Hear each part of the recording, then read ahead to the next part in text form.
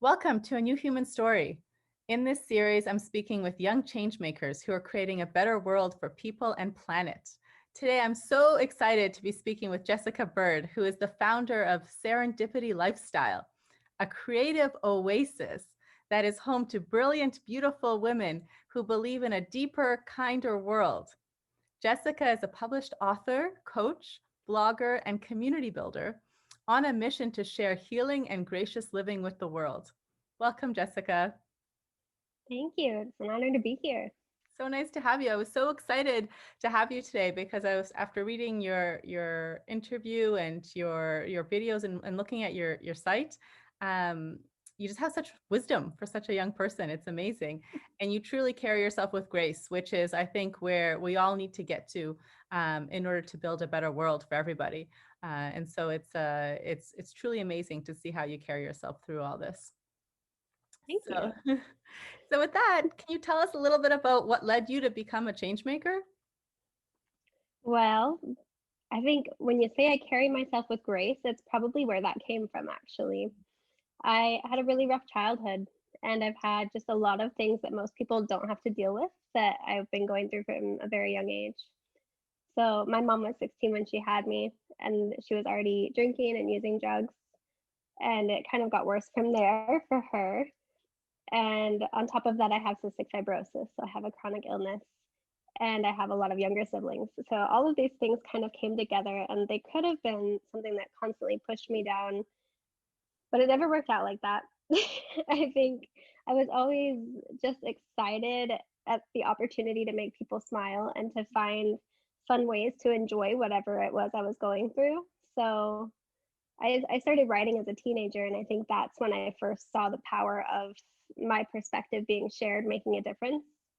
And once I saw that I could actually brighten people's days and brighten the world and even free myself up a little bit and make it easier on me to just exist and make it a little easier to be kinder to everybody else. Once I saw that in action, it was sort of addictive. Now I just can't stop. That's amazing. You are truly an old soul. And I think that's what I'm seeing in young, some inspiring young people these days is that you may be young, but you come with a lot of wisdom and deep knowing about how we can sort of move forward in this reality that we're in. So, we're all very grateful to have you as part of this new human story. So, what is serendipity lifestyle then? It sounds amazing. Can you tell us a little bit about what that means and what this creative oasis looks like? Yeah, so it actually started out as a blog when I was just barely out of high school. I had a miscarriage and I was 19. I just got married, so it wasn't a very common story. And I was reading blog after blog trying to find comfort for this position I was in, and there was nobody talking about it anywhere near my age. So I shared about it online. I decided to start a blog and share my healing journey. And I ended up reaching people, which anybody who started a website knows you don't start a website and just start reaching lots of people. It's how you picture it in your head, but that's not how it happens. Same with the business. And so I actually was reaching a couple people from this one thing I wrote and thought, oh, that was kind of powerful. And I just decided to keep doing it. Anytime I had a hard time, instead of keeping it to myself, I shared it. And then it impacted people and they shared with me and I made friends that way. And this went on for years before it bloomed into my business, the Serendipity Lifestyle. So now it's kind of a blend of a sisterhood and a coaching business, and it still is a very vulnerable blog where I share really raw, real time things that I'm going through. And then I also share the process of reflecting and how I do this inner work that gets me so grounded Hmm. and makes it possible to actually create change from something negative. It doesn't just happen, and it's not something that you're innately born with. It's just that reflection and intentional change takes time. It's a learned skill. So that's what it is now, is a space to share that. That's amazing. It's so inspiring. I think a lot of times people just think, "Oh, you must be just born with that passion and that ability to change the world." And I thought it's so refreshing to hear you say that. In fact, it's something that we can all do, right? And we can all Mm-hmm. develop that skill and the capacity. And it just takes determination and hard work in order to be able to keep going. And I think that one of the things that you said in your online video, which I encourage everyone to take a look at when they have a chance, is the fact that sometimes things go fast, and then sometimes there's a pause and there's a lull, and you need to take time to reflect and use that space. And I think that it's something that I often tell people, that do and allow, right? Working with the universe and manifesting success is about pushing, and then allowing space to have growth happen, right? So how do you stay balanced in those times, and in that sort of frantic kind of pushing and Mhm. pulling and pausing, and keeping motivated? Well, first I want to say I'm not perfect at it by any means. It's constantly a journey for me. But this is what serendipity means to me. So when I think of it, serendipity, to me it's that feeling like you've hit every single green light in a row. You know when that happens and it's almost weird, like you're waiting for something to stop you because it should not be this easy. Hmm. I notice that when I'm allowing and when I'm really I'm content with myself. I trust myself where I am. I feel supported and I'm letting the universe in. I'm letting what I want in. I kind of always have those days where it is every green light. It's ridiculous. But then Hmm. if I get scared, suddenly something does stop me. Something does slow me down or it weighs me down. And usually it's self imposed. Sometimes it's just the fact that I get scared and I feel that fear, and that fear is exhausting. So for me, the balance isn't so much needing to push myself as it is needing to allow myself to settle into exactly where I am, which I feel like we've all gotten a good taste of this year with the pandemic. Yeah. Yeah, we are our worst enemies sometimes. I do find, we stand in our own way, and sometimes, if we just got out of our way a little bit and allowed more to happen, we would be able to get so much further ahead. So, Hmm. I mean, young people, how do you find your passion then? How do you get back to yourself and be able to get into that flow? Oh my gosh. For me, it was not optional. I get, when I feel things, I feel them like to the core. It's very hard for me sometimes to separate my feelings from facts. And I kind of use that to my advantage in that I have a very clear distinction between what is for me and what is not for me. So for me in the beginning, I chased what was that yes. Anything that was a yes. I had all these little hobbies when I first started. I was studying herbalism. I read fantasy books. I was learning Spanish. I was writing my own books, fiction and nonfiction. I had this blog. I was rescuing puppies and volunteering. I just did everything. And it was really fun. Instead of following the pressure that all my friends had to go and get this certain degree and start this career path and find the right person to marry and check all those boxes, I decided that my boxes were yeses. Hmm. They weren't necessarily what other people told me to get. It was just, is this a yes for me? Okay, let's try it. So you're And being then if I an got explorer, tired, then it was time to reevaluate. Yeah. yeah, an explorer of yourself, and figure Yeah. out. You don't have to be a minimalist when it comes to passion. Mhm. I think that's amazing. I think that that's, getting out there and figuring out, because people think you should just have this passion and it should just be there. Well, it comes from trying things that you like, and narrowing it down, and saying, maybe I don't like that, but I'll go after and try what I do like. And eventually Hmm. you find the things that really are meaningful to you, right? So how, Yes. I so think what, that surrender helps too. hmm, Because I didn't find mine until I quit putting pressure on myself to narrow it down.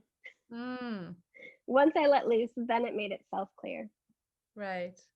When you talk about the importance of having your core values, what Hmm. has that done for you in your journey? It's made everything easy or easier. And how do For you find me, that? How do you find your values and get back to those in hard times? I did it by looking at who inspired me. Mm, Whenever I like when I was a little kid, I felt lost all the time, or I felt like I saw these adults who were living this crazy party lifestyle and they were very miserable and they were mean to each other and they weren't happy with each other. And I saw these cycles and thought, why don't they just calm down for a minute? Why don't they just spend a minute with themselves? And I would look at what they needed or what my little kid self thought they needed. You know, we know it all when we're 8, it's fine. But then I would look at another adult who didn't have that problem and who maybe gave me the fulfillment that I needed or the care that I needed as a little kid.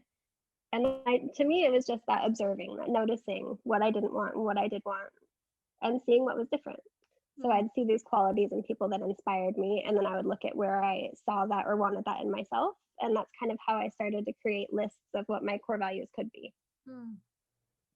So what kind of things do you help people or facilitate people to do in your coaching business and in your blogs and in some of the community spaces that you have in this program?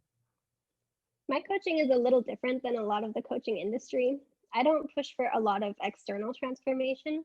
Instead, I help people really dig deeper into who they are and look deeper into creating those core values and just taking the time to build habits of reflecting. So it depends on the type of person I'm working with. But if I have someone who's really, really structured, I will help them kind of peel away some of the structure and just play with it. Just see if they can trust themselves without the rigid structure they had before. Or if they have no structure, then we'll play with just a little bit of a routine and just see and teach them to have that trust in themselves to have just like 5 minutes in the evening that they do the same thing. But it's all around this building trust in yourself. And you do that by trying things and by exploring things and just being able to let go of whatever feels most comfortable and safe for you just for a minute in a small way. Hmm. But those little bitty steps really add up. It's kind of like that rippling impact that we're always talking about. Absolutely. I think that's so important. And I think right now more than ever, it is so important for people to be able to have the tools to get back to themselves. Right. And I Yeah. always say it's the world that we create is a reflection of how we feel and think inside. And so if we can get back to our true selves and live from a heart-centered place, then we can create, you know, that reflected out in the external world as well. So I think it's so important what you're doing and really helpful for a lot of people who just need those basic tools to get back to themselves, you know? It's amazing. Mm-hmm. So, do you have Yeah. a daily practice? Is there something that you do to, you know, a morning practice or an evening practice to connect with yourself again after a busy day? Yes and no. The pandemic has done horrible things to mine. But what I've learned for me is that having options within my practice is really helpful. So Hmm. I have a certain way that I go about my morning. So I have types of tasks that I'll do, but it's not necessarily the same thing every day. Hmm. But what I found is that honoring myself to the point where for me, I had this belief growing up that things would never stay stable, things never stayed the same. I had all this chaos, things were always just, there was trauma, nothing ever, I don't know, it never stayed the same. And so for me as an adult, I had a really hard time with routine and stability at all. And so what I did was created this little bit of space for myself every morning and said, you know what, no matter what, every single morning I will show up for myself in these ways. And it was this process of kind of healing, forgiving my parents for what they couldn't give me, and also realizing how powerful I am and how much I can help other people, but only if I'm taken care of first. Mm-hmm. So I have this morning routine now where I do something for my body, I do something for my mind, and I do something to connect with my creativity every single day before I touch anything else. That's amazing. And I think that's so like we need to get back to taking care and nurturing ourselves so that we can nurture each other and the planet. And just Yeah. recognizing that in ourselves is really important. I think one of the biggest pieces too is permission to be able, like, Mm-hmm. permission to make mistakes, permission to take that time. Because if we don't give ourselves that permission, we can't do anything at all. Mm-hmm. It's a really important part of this work. It is. I think so many people I talk to, and I had this starting out was I'd sit down to meditate and I'd be like, oh my gosh, but you know, I should be doing this, or I have my to-do list, or I've got to make these phone calls and I don't have time for this. And then, you know, it finally dawned on me, I'm like, wait, I don't have time for myself. I don't have time to nurture myself and take care of myself so that I can do all this great work with everyone else. Well, that just doesn't make any sense. Like that's pretty crazy. So you're right. It's just Mm-hmm. it's a funny thing. We're so hard on ourselves. And if we can just learn to be able to allow that just a little bit of space, you know, even if you start with 5 minutes a day for yourself, then it starts to build from there. Mm-hmm. And 5 minutes is a lot. Doing anything consistently, especially if you haven't before, is hard. So you gotta like clap for yourself and high fives in the mirror. You deserve those little five Yes. minutes are huge. You got to acknowledge that. Yeah. So what are some things that people can do every day then to begin to develop a practice for themselves of building up to being a change maker, or if people are starting out as a change maker, you know, what are some things that people can do to start to connect back with themselves and start to get onto this journey? I think the biggest thing anybody can do is think of a way of being alone that is kind of fun for you. Mm, Because when you're alone, it gives you that opportunity already to have your thoughts kind of come up and you can notice them.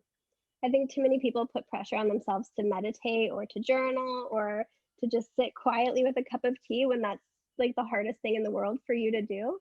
Personally, I enjoy these things, but I notice a lot of the times my clients will be trying and trying and they're beating themselves up and they say they don't know who they are and they can't find out because they can't sit still. And what we come up with is, well, go for a walk, Hmm. go outside, go look at other people's dogs. That's perfectly acceptable. Yeah. So just noticing every single day a way that you can have some quiet time, that not necessarily silent, but just quiet, like it's you and your own thoughts. That's a big deal. So if it is journaling, if having journal prompts is inspiring, if listening to new music inspires you, you're going to find clues about yourself in anything you could do. So Mhm. just give yourself that little bit of time where it's not influenced by everybody else what you're doing, it's just you, and see what comes up. I think that's the wisest piece of advice. And I encourage everyone to go and take that advice, because I know when I was first starting out years ago, I realized, wait a second, my mind was like a noisy food court at lunch hour, Mm-hmm. and it was so loud and just so much going on and so much craziness that I couldn't even connect with myself. I had no idea, what my little voice inside of me was even saying or guiding me to do. And I think taking those few minutes every day, has made all the difference. And it's the small things done consistently that add up to the biggest changes over time. So don't feel like you have to get out there and make the biggest monumental changes tomorrow. It's just the small things that you do every day that really make a big Mm-hmm. difference, right? Excuse me, sorry. I found out recently I have a lung infection, so I'm dealing with that too. Oh, But part of cystic fibrosis. I'll get through it. But that's actually where this comes from too. These little bitty daily things are what we can keep up no matter what we're going through. Whether I have a lung infection or I'm in the middle of a launch, I have an interview coming up. No matter what we're doing, if our kids are busy, there's always time to just take 1 minute and do something by ourselves. So it really absolutely. makes all the difference. It does. It really does.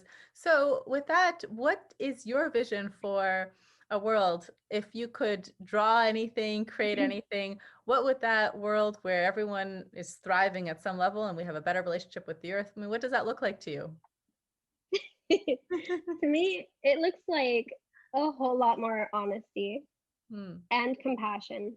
And not just compassion in the deep feeling kind of way, but also compassion and like laughing it off. Hmm. I think when we're able to just talk about our mistakes and we're able to share what we're insecure about, we give everybody else permission to also be just that human. And I think that's where real change starts, because we can't be trying to do everything perfectly and watching our backs for being judged and putting on this facade to keep the mask up and make sure that it looks so shiny and sparkly and everyone thinks we're fine when we're struggling. Hmm. That's not sustainable. And real change takes a long time. It takes a lot of coming back and repeating the action and that sustained belief. So for me, this world would look like everybody just being able to share. If you're having a bad day, you can share that you're having a bad day. If you have a lung infection on an interview and you don't want to cough, you can still do it and you can show people that, yeah, I have a chronic illness and it's not real pretty, but here I am. And I think when you do that, it also gives all those people who are hiding and maybe don't do things because they're afraid, other people with CF are afraid that they'll cough.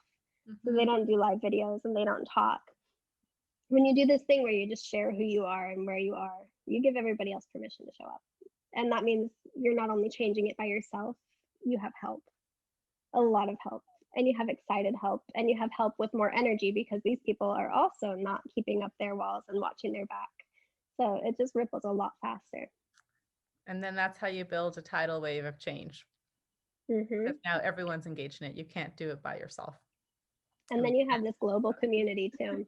exactly. Hmm. Exactly. And I think that that's what we're building, one person standing in their own truth at a time. Yes. Very powerful. Very powerful. So, can you share with us a moment that you had either out in nature or in your work or somewhere where you just felt truly like the awe of yourself, of what you're creating, of the power of the natural world, of, that feeling of true inspiration and oneness with yourself? Yes. Okay. The first thing that comes to mind is from the Oregon coast, actually. So I lived my whole life in Idaho and I'd seen the ocean one time up until I was 22 years old. And I finally was like, wait, I'm an adult. I can go do things. I'm going to go see the ocean. So I did. I saw this little town on the Oregon coast. And it was like the minute I got there, I drove into town. I saw the Welcome to Florence sign. I had chills all over my body. I literally had to stop and pull over and just cry. And I got out of my car and was looking around, and there's the forest. And, on the Oregon coast, it's mountains and the ocean, and there was a river. And I just saw all of this nature around me. And I was in awe that it was there, for one, but I also felt so deeply connected by just the shift that I felt in myself the minute I got there. It was like this welcome home feeling, and it was like the roots that I'd always wanted from my childhood. I felt it all at once. I felt so held by Mm, the world around me, and it was like this moment of, I want to protect this, and also I just want to let this in, because I could feel it just wanted to take care of me. It was a really powerful moment for me. I wrote about it later, and I wrote the story about the little bugs that felt like fairies, and that's it amazing. just I'd was love to read it. magical. I can feel your I can feel your enthusiasm about it. It's giving me goosebumps, which is Me too. amazing. It Yeah. was very special. Yeah, that feels like it. I know. And that's the thing. I think people need to remember that we are all one. We're all interconnected on this planet, including with our nature relatives and with the earth and with all beings around us. And so we're never really alone. I mean, we can get out there, connect to anything, to a tree, to the wilderness, to a bird flying by, to your neighbor. I mean, we're all one in this whole earth family. And so when you feel alone, just get out there and go for a walk and sit and connect in, because that's it. It's all part of us too. Can I ask you a question? Is Sure. that allowed? so, Absolutely. so I told you I recently moved to Florida here, and actually, this connection with nature is something that's been really hard for me, Mm, because it's December and it's palm trees and sunny, and I could go hop in the pool if I wanted. mhm. What do you do? Have you ever felt like, if you're in a city and there's not a lot of trees around you and there's not a lot of running water, or if everything just feels more artificial, how do you connect to nature in those moments?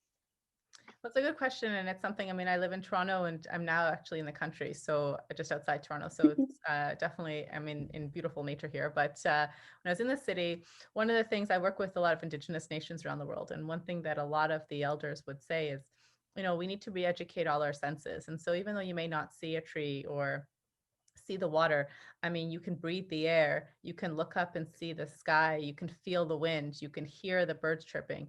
And so re-engaging all of our senses to start to not just look at things but to experience them truly, then begins to give us a multidimensional experience. And that's how we start to really relate to things again, right? We start to build a relationship again with our natural world through all of our senses. And it's not just about seeing something, but you could walk down the street and feel the wind against your skin, or the sun shining down on your face, right? And these are all ways that we can just say thank you and acknowledge the beauty of nature everywhere we go. And so I always make a point every morning, wherever I am, I will go outside and I will acknowledge the sun and the earth beneath my feet and the birds chirping, and just take a moment of pause to thank the beautiful planet for on which we are, and that we are a part of.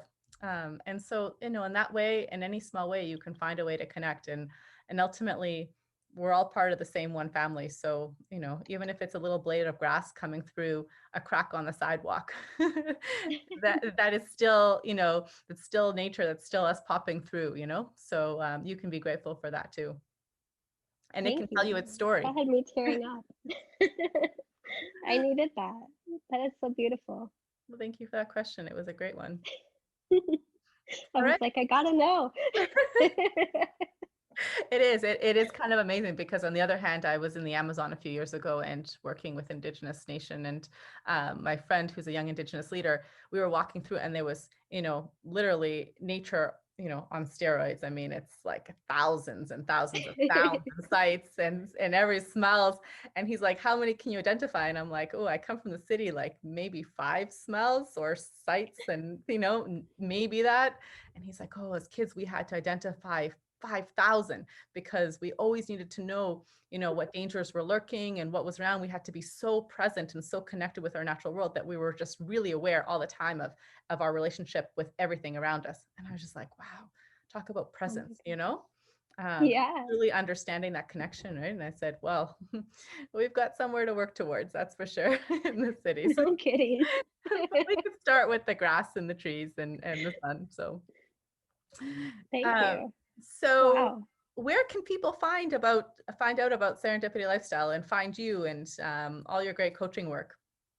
They can find me on the serendipitylifestyle.com for all the good blog posts. And there's a real juicy one out there waiting right now, getting a whole lot of feedback. So if you want to see me share my life on the internet, that's where it is. I'm also on Instagram at serendipitybird, and I just share live, real conversations. There's a lot of permission and space holding happening there. So That's probably amazing. the best place to come see me. And people can come and share their own questions and experiences as well and be part of that community. Absolutely. That's the best part. That's amazing. Well, thank you so much, Jessica. It's been such a pleasure speaking with you today. And I encourage everyone to check out Serendipity Lifestyle and Jessica and all the amazing work she's doing. And if you just need a space to connect with yourself and get help on this journey, because we're all having a hard time, it's not easy for anyone. And I think everyone can use a safe space to connect and people to talk to and a friendly smile. So feel free to reach out to Jessica and check out Serendipity Lifestyle. And I encourage everyone to do that. Thank you.